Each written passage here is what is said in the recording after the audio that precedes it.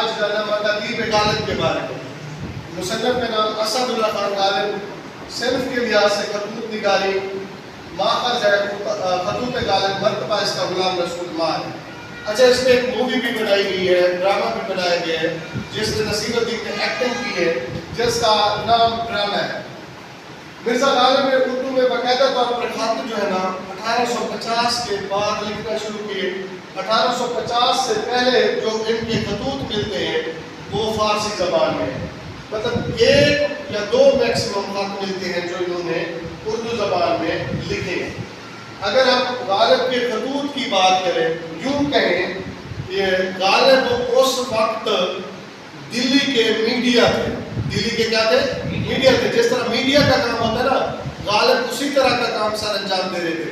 غالب کے بہت سارے شاگرد تھے، بہت سارے لوگ غالب کو خط لکھ رہے تھے اور غالب لوگوں کو خط لکھ رہے تھے. اس طرح جس نے حالات و واقعات کو جاننا ہوتا وہ کس کے بارے میں؟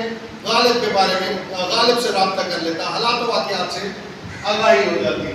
غالب کے خط لکھنے کے انداز کی بات کریں تو غالب سے شروع ہوتا ہے اور غالب پر ہی ختم ہوتا ہے.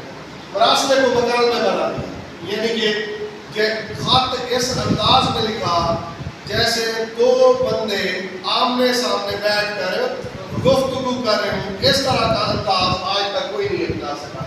ہجر میں، فصال قلم میں غالب نے خطوط میں آداب و الطاف ختم کی. یعنی کہ غالب کے خطوط سے پہلے جو خط لکھے جاتے تھے جناب والا، ظاہر نصیب، اس طرح کی باتیں، لیکن غالب نے کیا کہا؟ ارے لڑکے، ارے جنید ادھر آؤ، مزاج تو اچھا ہے، اس طرح. اچھا، تو غالب کی 7 اولادیں ہوتی ہیں، 7 وفات پا جاتی ہیں اور بھانجے کو اٹھایا، وہ بھی جوانی میں وفات پا گیا. غالب کے خطوط کا انداز ایسا، غالب کے خطوط کے انداز سے ہمیں اس کی ذاتی زندگی کا علم ہوتا ہے.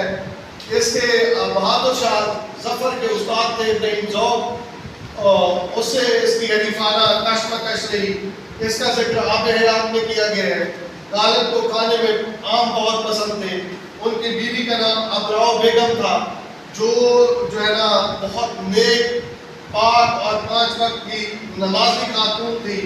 شروع میں مرزا اسد اللہ خان غالب نے اپنا تخلص اسد رکھا، لیکن وہاں ایک اور شخص تھا جس کا تخلص اسد تھا، تو مرزا نے اپنا تخلص اسد تبدیل کر دیا. انڈیا میں آج بھی جو ادبی ایوارڈ دیا جاتا ہے اس کا نام غالب ایوارڈ ہے. یعنی کہ غالب المختصر یہ کہ غالب بھی تھے.